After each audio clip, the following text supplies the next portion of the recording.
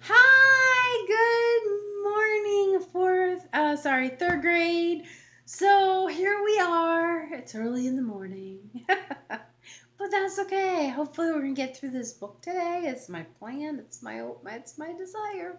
Um, so hopefully it doesn't look too like odd or whatever because I got really close and there's not a lot of light and hopefully you can see me. This is Johnson. Are you out there? So I hope you had a great day yesterday, and I hope you're enjoying Dog Napped Cat as we continue with chapter 5 today. All right, chapter 5 is called Roadblock. So there's two kinds of roadblock. There's like a real roadblock, like you're blocking the road, and then there's another thing called a roadblock, which is doesn't have to be blocking the road, but it can be blocking what you're trying to do, where you're trying to go, the things you're trying to accomplish. Roadblock. So right now the coronavirus is a huge roadblock to so many things. Okay? A roadblock for us to be together. It's a roadblock for people to go to work. It's a roadblock for people to go to church. It's a huge roadblock. Yeah.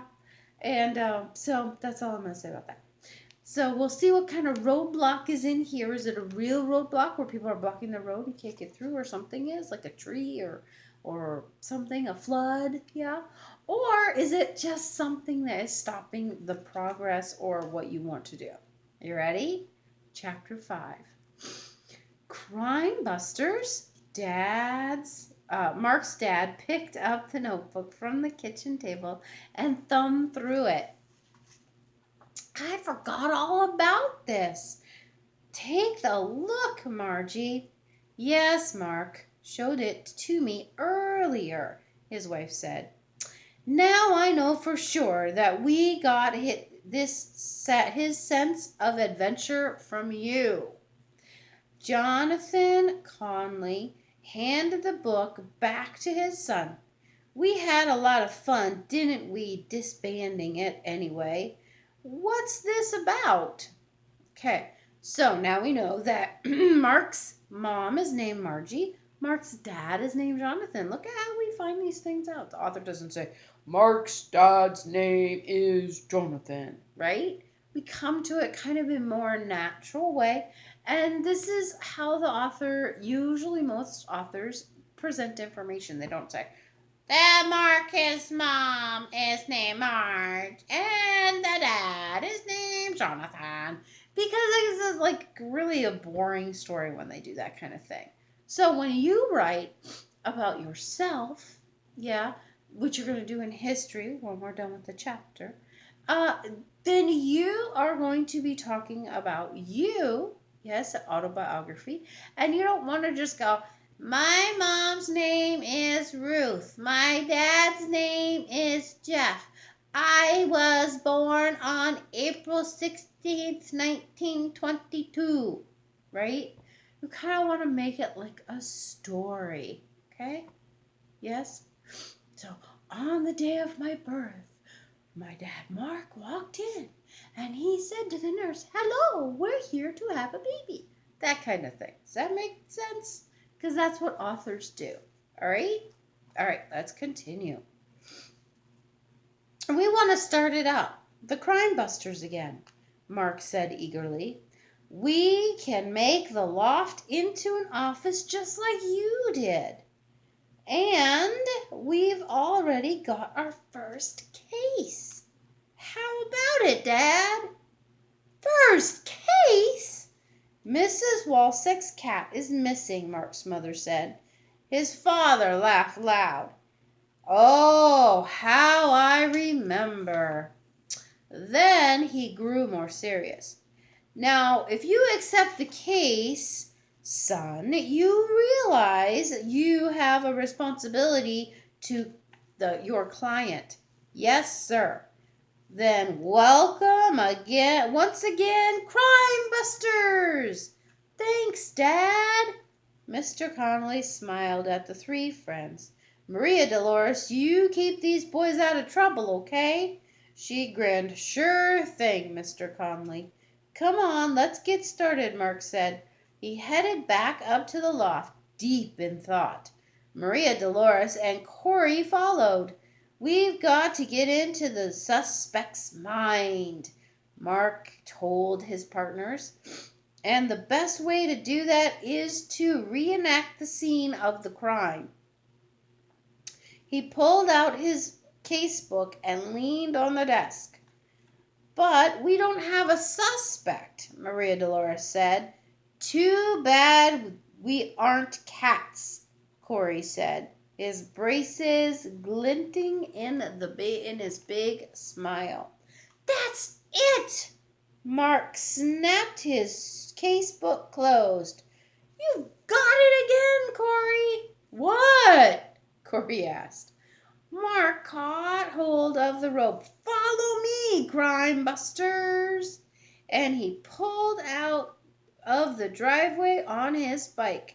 He looked back. Maria Dolores and Corey would catch up with him in a minute. They reached Mrs. Walsack and parked their bikes at the alley entrance. Mark stopped to gather his thoughts. "The only way to really know a cat is to think like a cat," he muttered. "Now, if I were Samson, where would I have gone on Monday night?" Corey stayed on his bike and pulled out a tissue to blow his nose. Maria Dolores got off, but she leaned against a fence and watched Mark. Mark started down the alley, crouching low. He sniffed curiously around the garbage cans and paused to look back. "Come on, you two, get with it," he called. Maria Dolores looked at Corey and shrugged. "Come on, Corey," she said. "You have to get into it, like a school play. Pretend that you are Samson." After stretching dramatically, she dropped to all fours and began to inspect the alley. "No way!" Corey sneezed and backed up his bike. "Meet you on the other end." He rode off again before they could protest. The other two continued their prowl through the alley. Mark applied everything he could remember of Samson's personality. He checked each garbage can. He even stopped at the back of Hanson's fence to stare challengingly over at the terrier lying on the porch. The terrier charged to his feet, his small body shaking with the yelps that erupted from his throat. Mark clapped his hands to his ears. Maria Dolores tapped him on the shoulder. "Look," she said, "I found him." 5 feet away, a garbage lid teetered and crashed to the ground. A tail backed out of the can. It was followed by the haunches, shoulders, and head of a yellow cat. The cat swung around, looking for the yelping dog, and saw Mark and Maria Dolores. Hissing, it dropped the fishtail it carried and streaked out of the alley. "False alarm," Maria Dolores said, forlorn. That means like really sad, forlorn. "I thought we had him there." "A stray," Mark said. "In Samson's territory?" Maria Dolores looked at him. I knew what she was thinking. As far as they could remember, no stray had dared enter the alley. "Come on," Mark said, speaking a little roughly to hide his dismay. "Let's get back to work." They crawled out on the ground for several minutes, but all they found was rusted strips of metal and an old plastic bag that had fallen behind the garbage can. "That's it, I guess," Mark said. "We just went down a blind alley." Maria Dolores giggled. Well, it's not a total loss. I found out that I can do a better cat than you can, she said. Yeah, watch this. Corey was standing on the fence. Guys! His voice was quiet. Not now, Corey, Mark said impatiently. He did the best imitation of a cat stretch. Mark! Just a minute, Mark said. He tripped over his sneaker. Watch it, Corey. Watch it yourself, Conley. Mark leaped up and found himself face to face with a tough-looking blond boy. What's the matter, Conley? The boy gave him a mocking grin. Still playing follow the leader with your little friends? I tried to warn you, Corey muttered. Well, the boy's look was still challenging. We're on a case, Travis, Mark said. He tried to control the flush that he felt warming his face. Why do you think his face was getting flushed? What do you think was happening? Huh? You think he was embarrassed?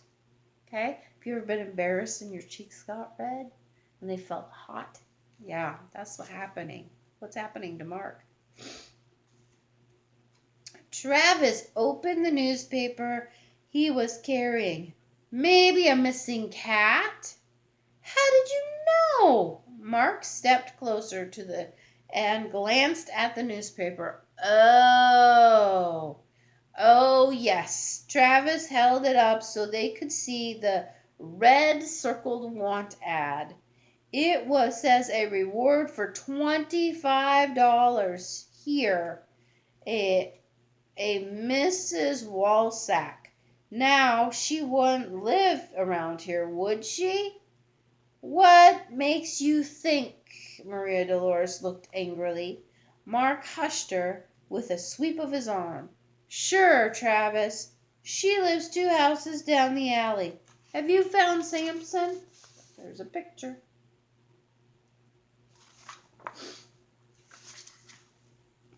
Samson? Travis's face was all guarded. The cat? What if I have? He replied. That's the case we're working on. Want to help? Mark tried to sound polite, if not enthusiastic. Forget it. Travis stalked away in the direction Mark had pointed. Then he shouted back, and forget about the cat, Connolly. I've got it covered. When he had disappeared from sight, Maria Dolores straightened up, black eyes snapping. Ah, yee! That guy makes me furioso. Getting mad isn't the answer, Mark said. I know. Maria Dolores looked sorry. You don't suppose he has Samson, do you? Travis Burke lives out near the edge of town. As far as I know, Samson doesn't roam that far away from Mrs. Walsack. Who really knows how far that cat goes? Corey said, sounding discouraged. Nobody, I guess, except the last one who sees him. Maria Dolores stared back down the alley. Let's get on our bikes. I'm not going to catwalk one more step, Mark Connolly. It took them until late afternoon to trace Samson to the Taylor's house. Monday night was the last night we saw him, Mrs. Taylor told Mark, and I wouldn't care if he never comes back. Corey laughed. Why not? He asked. That horrible cat chases my Blackie away from his food dish every night. I finally ended up putting food out for both of them. But that is not good enough for that domineering mistake for a cat.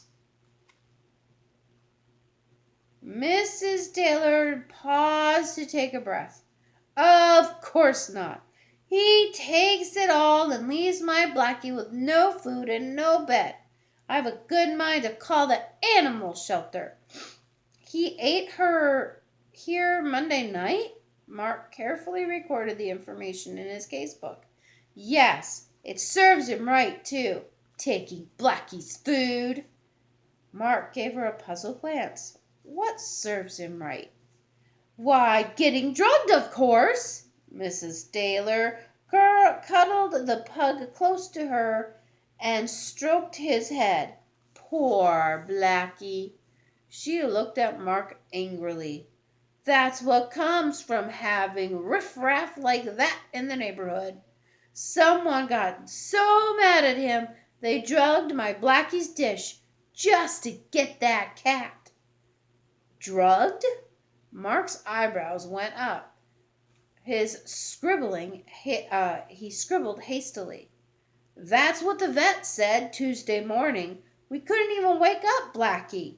He'd eaten it all, you see. All of what? The rest of the food in the dish, of course. Blackie ate it. And it was really drugged? Maria Dolores asked. Yes, some sort of sleeping drug. Did the cat eat out of the dish? Corey asked. I guess so, Mrs. Taylor replied. He always did. Sometimes he only ate a mouthful, but he always took enough to aggravate Blackie. Maybe Samson got sleepy and was run over by a car. Corey's voice was not particularly gloomy. Maybe, Mark said. Thoughts whirled through his head. He wrote quickly and closed the book. Well, we'll check back with you later, Mrs. Taylor. Maybe we'll find a line on someone who did this. I hope so, she said, stepping back into the house.